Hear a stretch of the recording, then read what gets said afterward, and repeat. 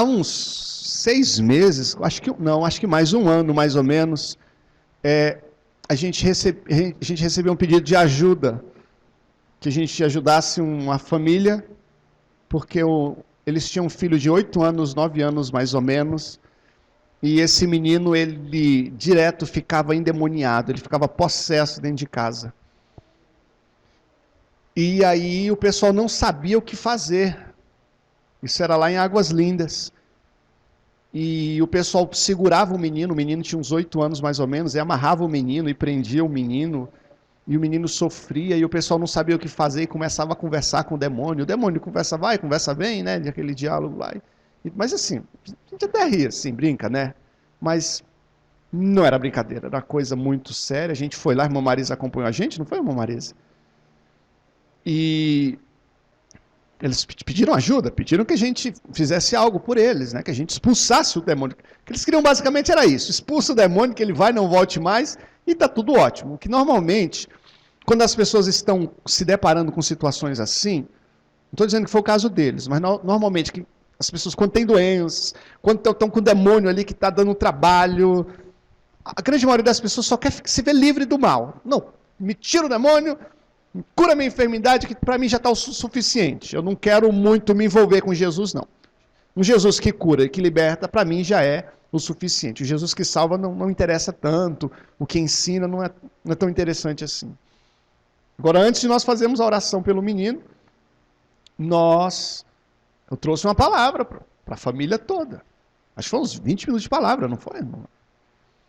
E aí, a gente orou pelo menino. E adivinha o que aconteceu com o menino? Pam, pam, pam, pam. Nada. O menino, nós oramos, o menino ficou bem, não caiu endemoniado, que as pessoas normalmente pensam que deveria de acontecer. Mas a última notícia que eu tinha, já passado vários meses, que desde então nunca mais tinha acontecido nada com ele. Ele ficou possesso de novo, irmã Marisa? Tem referência? Quando foi a última notícia que a irmã teve dele? Tem quanto tempo? Ele está indo para a igreja agora também, nunca mais foi.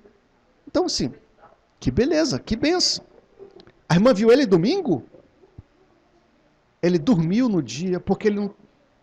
Como é que é? Ah, ele não dormia? E depois da oração passou a dormir, tá? Tá, sim, o X da questão aqui, não quero nem falar do poder do pastor Jair de expulsar demônio, não é? A ênfase não é essa. Quero falar a respeito que existem espíritos malignos, que destroem, que atentam, que fazem muita gente sofrer, e que Jesus Cristo é uma ferramenta, não é a ferramenta, é a pessoa fundamental para trazer uma solução consistente para um conflito desse.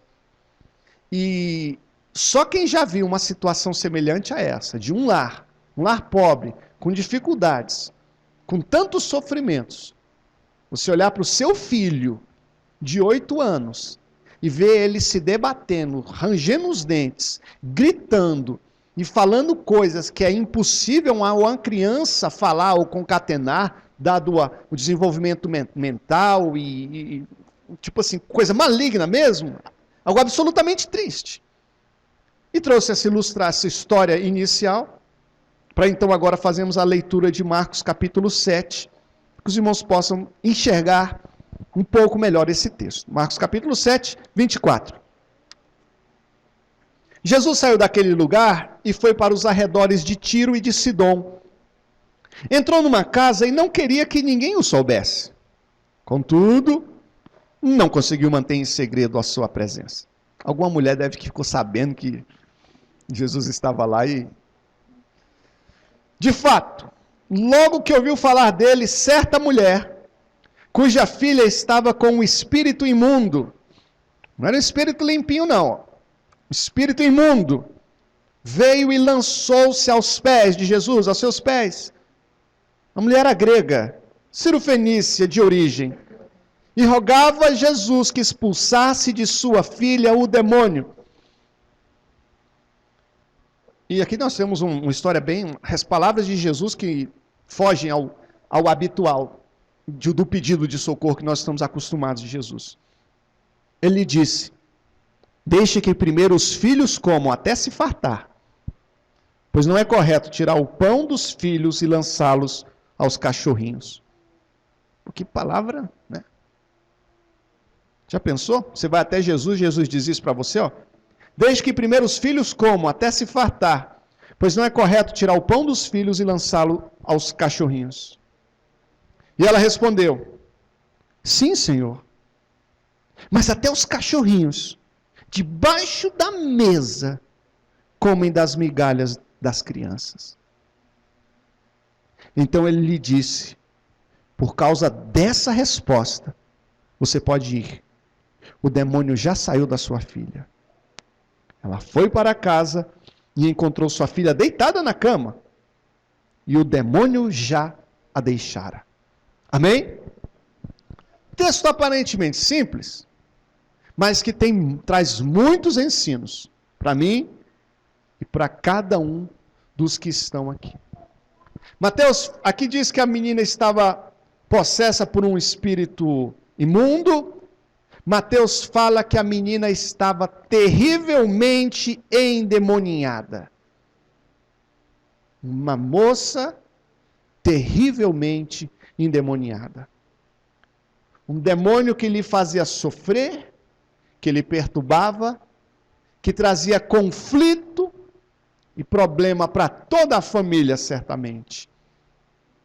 E aí a primeira pergunta que eu faço é qual a origem de uma infiltração maligna, de uma infestação maligna? Por que as pessoas ficam endemoniadas? Por que os demônios entram no coro do povo? Não bastasse os problemas de economia, de pobreza, de tanta coisa, ainda tem demônio ainda na região espiritual. E é inevitável que eu diga que é um precedente para a ação maligna na vida de uma pessoa, o pecado. O pecado faz separação entre nós e Deus. O pecado nos afasta de Deus. E afirmo para vocês que quando estamos longe de Deus, estamos vulneráveis. Quando você está perto de Deus, você está protegido. Quando você está longe de Deus, você está vulnerável. O pecado nos afasta de Deus. Certamente o pecado abre portas para a ação maligna. Agora é interessante também, porque todo mundo pecou. Mas nem todo mundo fica endemoniado por aí, manifesta o demônio em todo mundo. E quando a gente vê Jesus pregando, Jesus ministrando, eram situações específicas, não eram todas as pessoas que chegavam até Jesus, apesar de todas terem pecado, não eram todas que ficavam possessas, algumas sim, outras não. Agora é certo também que quando se faz pactos com espíritos malignos, isso dá uma liberdade para que o espírito maligno se mova na casa da pessoa, se mova na vida da pessoa. Os pactos que muitos fazem em busca de benefícios podem trazer duras consequências. E muitas vezes é como se dessem uma chave da casa da própria pessoa para que o demônio tivesse liberdade para se mover. Existem coisas que as pessoas podem fazer que geram então portas de entrada para a ação maligna. Por que essa menina estava endemoniada nessa tenra idade, nessa juventude ainda, gerando essa preocupação por parte da mãe? Mas fala aos irmãos ainda que existem muitas pessoas oprimidas. Existem muitas pessoas que estão sofrendo um sofrimento que não é apenas decorrente das intempéries do nosso cotidiano. Um sofrimento a mais, decorrente da ação maligna na vida da pessoa. Eu vejo como consequências da ação maligna. Pastor, quando um demônio está na vida de uma pessoa agindo, o que acontece? E é natural que aconteça, é comum que aconteça, não natural, mas é comum que aconteça a possessão maligna. esse momento terrível, icônico, em que a pessoa perde o controle do seu corpo, começa a falar coisas as quais ela não controla, e essa coisa que muitas pessoas têm medo, inclusive. Tem gente que tem medo de vir para a igreja evangélica e fazer uma oração e cair endemoniado. E tem gente que às vezes nem vem para a igreja porque tem medo disso. E eu me lembro quando eu era pequeno que na hora da oração o pastor ainda falava, olha, vai sair daqui e vai entrar no olho de quem na olho de quem tiver com o olho aberto. Vocês já viram? Ainda fazia isso. Criança fechar o olho assim, o demônio não entrar no olho. Porque os meninos bagunçavam muito e tal, né? Mas fala aos irmãos que esse momento de descontrole, de possessão, é o mínimo. Na real, é o mínimo, o estrago mínimo. Pode causar um constrangimento social ali, sei lá, uma dor de cabeça, esmurecimento nos músculos. Mas a destruição que o diabo tem feito na vida das pessoas é muito mais do que um descontrole emocional, do que um desconforto social, sei lá, é muito mais do que isso. Existem pessoas que não ficam possessas, nunca ficaram, mas estão oprimidas. Pastor, por que o pastor está falando sobre esse tema hoje? Eu estou falando porque está na Bíblia, e nós estamos estudando Marcos, versículo por versículo, capítulo por capítulo. Talvez esse não é um dos textos mais atrativos para o domingo à noite, mas se ele não é tão charmoso para que se ministrar no domingo, isso não significa que ele não seja necessário, que não seja útil e que não seja importante. É sim importante e necessário para todos que estão aqui. E o meu desejo não é que vocês fiquem com medo. Não, não é esse. O desejo é que vocês aprendam sobre a palavra e que se aproximem de Jesus. E que possam então todos nós sermos pessoas absolutamente livres. E que espírito maligno nenhum tenha poder para tocar em nossas vidas. É certo que de consequência de ação maligna na vida da pessoa, podem surgir doenças. E a Bíblia fala de um surdo-mudo que tinha uma doença. E isso aqui era o tópico do esboço, aqui quando eu preparei hoje à tarde, existe uma referência específica.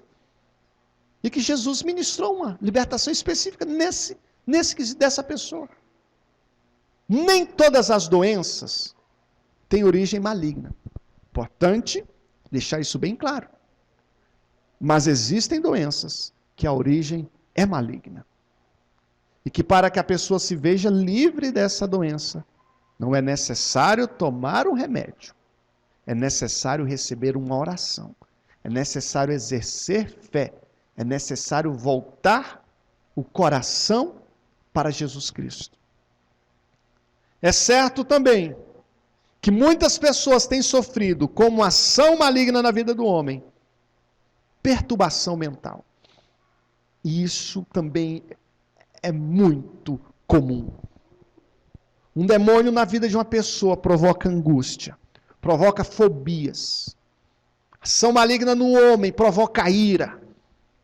E a pessoa se ira e depois faz um monte de coisa errada e não entende como é que perdeu o controle daquele jeito. Sem perceber uma ação maligna por trás da vida, por trás daquilo tudo. E isso é fato. Existem pessoas que são nervosas, sei lá, porque é o temperamento. Mas existe uma nervosia, existe uma ira, que a origem é maligna. Ansiedade, tristeza, ódio. A Bíblia fala de um homem, de um tal de Gadareno, que ele tinha uma perturbação mental terrível.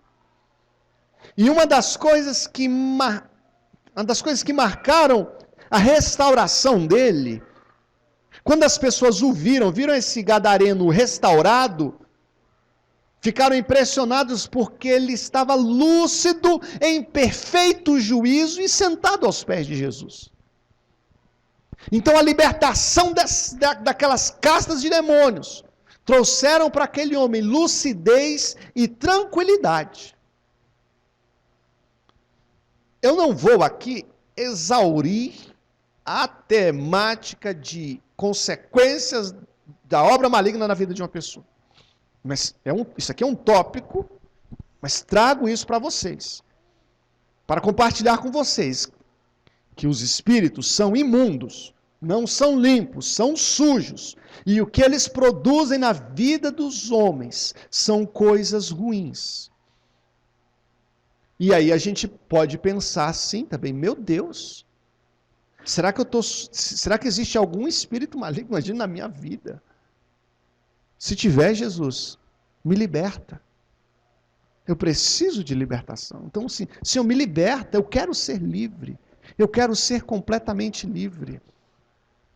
E essa libertação não passa necessariamente pelo empossessamento, a pessoa necessariamente ficar possessa de um demônio e cair aqui na igreja e a gente expulsar. Não passa por isso necessariamente. Inclusive a referência que a gente tem de um conhecido nosso, que minha mãe evangelizou ele há muito tempo, e ele mexia com a magia negra, das mais negras mesmo. E a minha mãe começou a fazer culto lá dentro do lugar lá onde ele fazia as cerimônias malignas. E ele foi liberto, e ele foi salvo, e ele se tornou pastor, e nunca que caiu endemoniado. Então, a libertação não passa necessariamente por sensacionalismo, por essa fumaceira toda. Mas a libertação do homem passa pela fé autêntica em Cristo Jesus, em reconhecer e declarar e perceber e crer em Jesus como Senhor e Salvador de suas vidas. Nesse texto nós vemos uma mãe que vai até Jesus, uma mulher grega, uma gentia, não era uma mulher judia, não era de Israel. Ela vai até Jesus pedindo socorro, porque vislumbrou em Jesus única saída para sua filha endemoniada. Pior do que ficar doente, é você ver o seu filho doente. Pior do que a gente sofrer, ver o nosso filho sofrer. E aquele casal que eu comentei, inclusive de Águas Lindas, a família, tipo assim, a mãe, os irmãos, aí ia lá, abraçava, e amava e beijava, mas aquele amor não libertava eles. O fato de abraçar e beijar a criança não libertou a criança.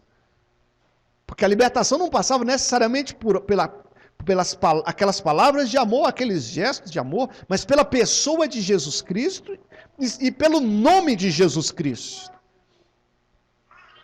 Aquela mãe certamente havia submetido aquela criança a outras tentativas de libertação e que não foram bem-sucedidas. Igualmente, certamente, ela ouviu falar de Jesus, de experiências de Jesus na qual ele libertara pessoas. E ela enxergou e ela creu que em Jesus estaria a esperança para ela, esperança para a filha dela. Ela não consegue levar a filha. Normalmente isso aconteceria. A Bíblia diz de um homem que levou o filho até Jesus para que Jesus o libertasse.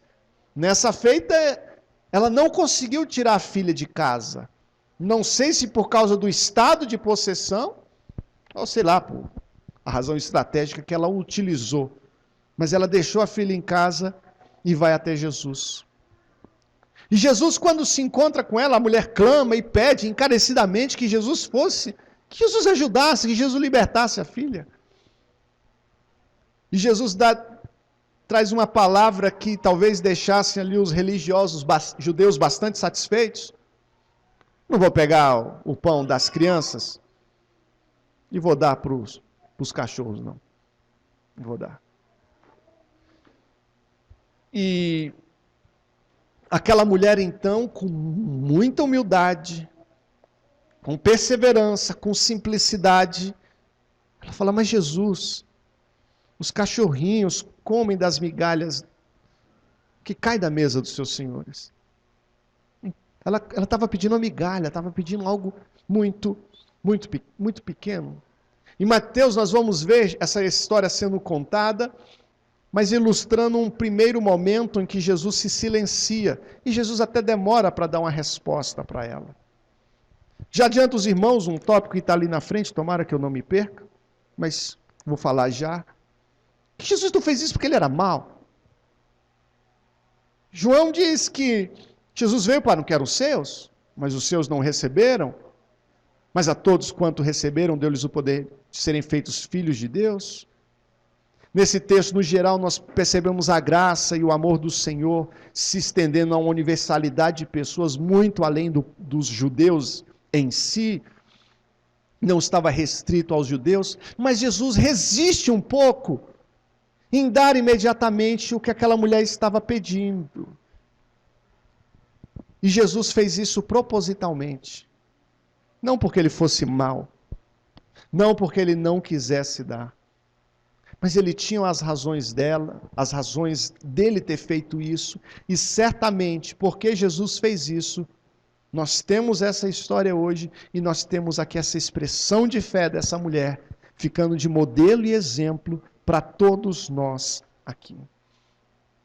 Jesus então atende depois das palavras daquela mulher e opera a libertação, mas eu quero falar ainda da atitude daquela mulher, que diante de uma resposta aparentemente negativa de Jesus, ela assume um tom de humildade e insiste, pedindo que Jesus desse nem que fosse pequenas migalhas, que uma migalha muito pequena seria o suficiente para atender a petição dela.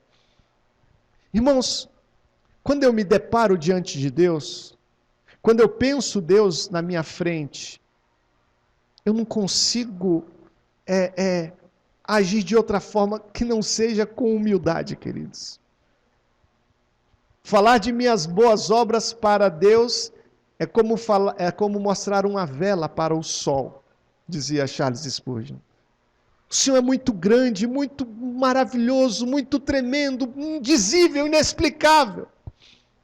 Essa oração dessa mulher, assim como a do publicano, ele diz: "Ó Senhor, tem misericórdia de mim, que eu sou um pecador, sou um homem, me perdoa, Senhor, eu sou um homem tão falho." Interessante a humildade dessas pessoas. Por que eu falo isso? Friso essa humildade. Porque não é comum nós vermos orações onde parece que nós somos Deus, as pessoas são deuses, e Deus é que é um empregado. Deus, eu determino, faça isso, Deus vai ter que fazer isso, Deus vai ter que fazer aquilo outro. E a ordem não é essa. Não é assim que deve acontecer. Se o Senhor faz alguma coisa para nós, é por causa da bondade, da misericórdia, da graça dEle. E essa mulher, ela permanece em tom de humildade, mas nós percebemos também essa mulher decidida a ir até as últimas consequências, a insistir com Jesus. Nós precisamos ser pessoas decididas em relação ao que é bom. Teve um dia que o irmão, tem gente que é de palavra, né? Teve um rapaz que me emprestou dinheiro para ele, ele falou: "Pastor, eu não vou pagar não." E não pagou mesmo. Era um homem de palavra. Mas nós devemos ser decididos para o bom, para o que é bem, para o certo. Devemos ser decididos principalmente a fé em Cristo Jesus. E convido você a não ficar vacilante, indo de um lado para o outro, mas propor no seu coração seguir com Jesus Cristo. Com 18 anos eu tomei uma decisão, pastorear essa igreja. Ela ia fechar. Eu falei: "Não, pelo amor de Deus, não deixe essa igreja fechar. Eu fico cuidando da igreja." Com 18 anos. O pastor falou: "Tudo bem, pode ficar." Euseni e minha mãe me ajudaram, ficaram comigo. Uma decisão que eu tomei. E desde então, nunca teve um culto aqui na igreja que a porta não estivesse aberta no horário, em que a igreja não estivesse limpa e que não houvesse uma palavra a ser compartilhada aqui com os irmãos. Decisão que eu tomei, eu 21 anos decidi me casar. Novinho, pesando 52 quilos. O vento passava, eu tinha que me segurar num tijolo para não voar. Se eu tivesse de frente, parecia que eu estava de lado. Se eu tivesse de lado, parecia que eu tinha ido embora. Decidi casar. E estou casado, bem casado, 15 anos de casado. E assim, se eu tenho tomado decisões em diferentes áreas, porque eu não haveria de ser decidido também em relação à fé em Cristo Jesus. Ao homem de ânimo dobre, Tiago alerta: olha, você não vai chegar em lugar nenhum. Era uma mulher decidida, uma mulher persistente e uma mulher de fé. A fé foi uma característica aqui fenomenal nessa mulher. Você é uma pessoa de fé? Você tem muita fé? Ou você é o crente bully? Crente de pouca fé? Entenderam? Por isso que eu gosto da minha irmã na primeira fileira, que ela ri das minhas piadas. Ela tinha fé, e a fé dela dizia, pela fé que ela tinha, ela cria no poder de Jesus para fazer. Veja bem, ela cria no poder de Jesus para fazer. E ela cria na bondade de Jesus para fazer. Ela cria que Jesus tinha poder. Mas ela também estava acreditando que porque Jesus era bom, Jesus haveria de fazer aquilo na vida dela. E ela argumenta com Jesus. E quando Jesus fala dos cachorrinhos, os cachorros não haveriam de comer, ela então se coloca na posição do cachorrinho. E diz, os cachorrinhos também comem das migalhas que caem. Com humildade, queridos, que nos faz chorar, que nos inspira o choro. Percebemos que essa mulher percebeu, ela tinha uma visão espiritual, onde ela percebia quem era quem era Jesus, quem eram os judeus, quem era ela, e o que ela podia esperar de Jesus. Ela teve uma percepção espiritual incrível. E segundo ela, uma pequena migalhazinha seria suficiente para que toda a vida dela, da filha dela, fosse mudada. Muito pouco, um toquezinho. E houve uma mulher que disse, se tão somente eu tocar na orla da veste de Jesus, eu vou ficar curada. Um outro que diz, não, se eu tocar em Jesus, se ele me tocar, basta que ele toque nos meus olhos. O outro diz, não, Senhor, lança uma palavra, algo tão pequeno, algo tão sutil. Irmão, se o Senhor apenas tocar em você, um toque sutil, você nunca mais será o mesmo, nunca mais será o mesmo.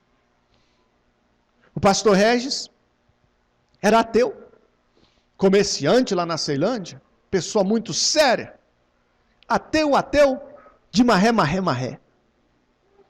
E ele contando o testemunho que um dia, ele estava numa chácara, eu não sei, e ele estava olhando para umas árvores, e que o vento começou a balançar as árvores, e ele olhando para as árvores, achando tão bonito, sem ninguém, sem ambiente religioso, sem música ambiente, sem pastor com a Bíblia e paletó por perto, e ele sentiu alguém falando com ele assim, quer dizer que você pensa que eu não existo?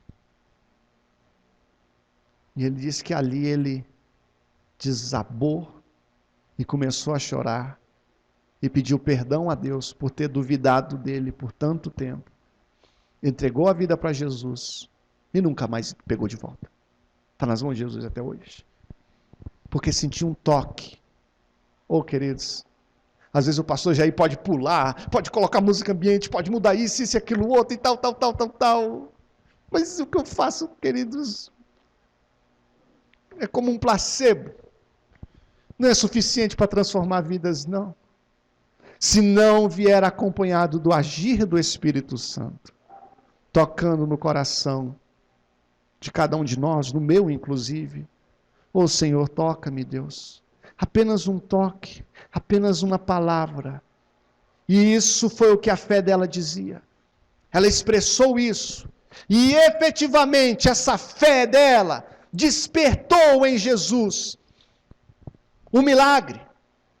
Interessante o versículo, vou ler o versículo 29, onde Jesus disse, por causa dessa resposta, você pode ir, o demônio já saiu da sua filha, por causa dessa resposta. As palavras daquela mulher, a resposta daquela mulher, a resposta de fé, uma resposta de humildade, uma resposta carregada de convicção, por causa dessa resposta, por causa do que ela disse, o coração de Jesus foi movido. O coração de Jesus foi tocado então e ele agiu. Ela viu em Jesus o autor do pão da vida. Jesus, quando aguardou, quando não curou, quando não libertou de plano, de pronto, não foi porque não a amasse, não foi por xenofobia, mas é certo que o próprio silêncio de Deus e de uma certa resistência de Cristo serviu para que aquela mulher chegasse a níveis de fé ainda maiores, para que ela crescesse e para que ela expressasse algo que estava contido no coração dela, mas que excedeu o coração e explodiu pela boca. Algo nobre. E nós vemos naquela mulher perseverança, a fé, uma fé pública, uma fé que a fez crescer.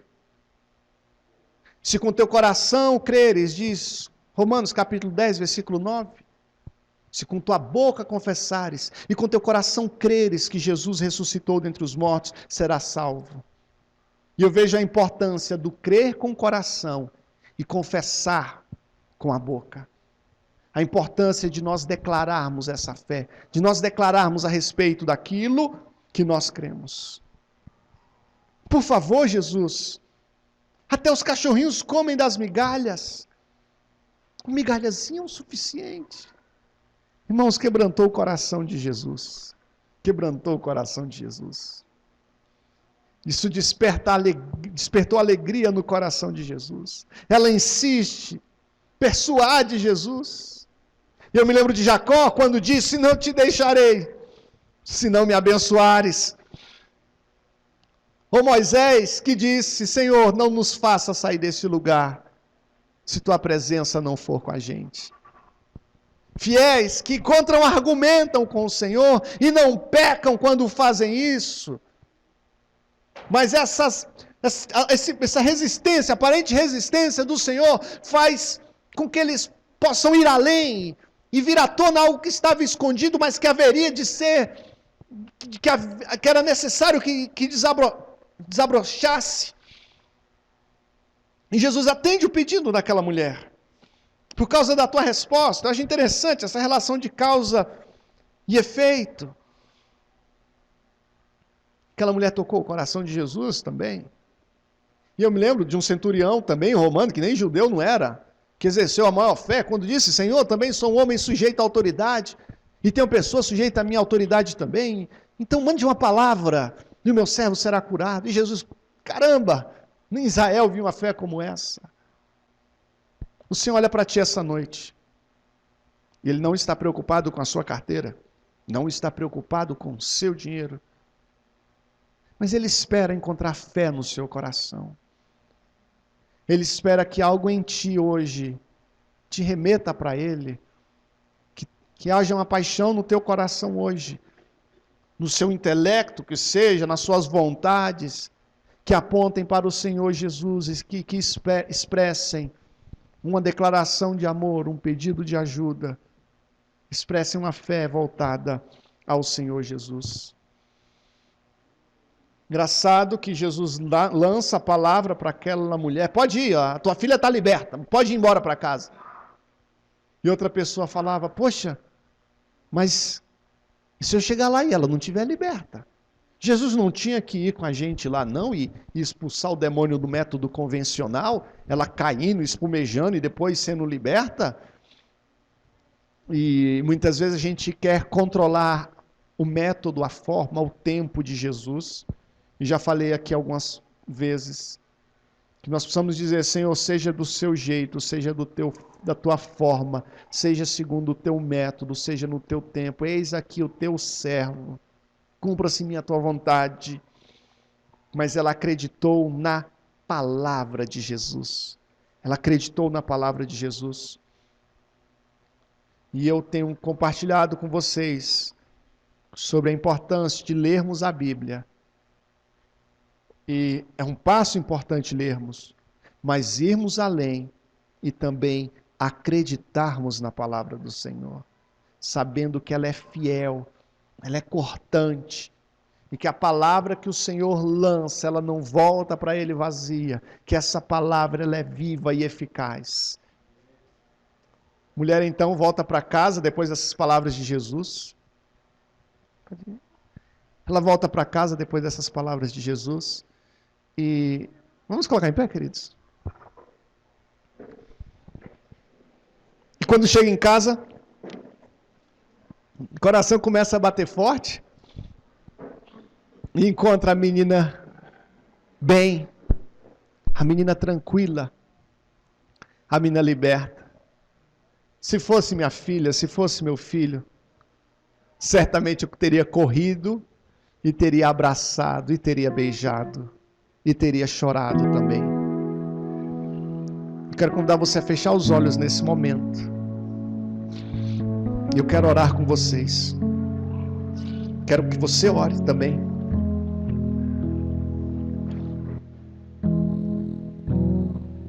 Queria que você clamasse por Jesus hoje, para que Ele viesse à tua vida e te ajudasse, e fizesse despertar em você essa fé tão necessária. Afinal, Ele é o autor e consumador de nossa fé. Aquela mulher jamais haveria de esquecer a obra de Jesus na vida da filha, na vida dela. Não foi uma libertação paliativa, haveria de ser algo definitivo, e efetivamente o foi. Porque se o Filho vos libertar, verdadeiramente sereis livres. Eu quero convidar você agora a fechar os seus olhos e orar ao Senhor. De acordo com o que foi ministrado, o que foi tocado no seu coração, eu queria que você orasse a respeito.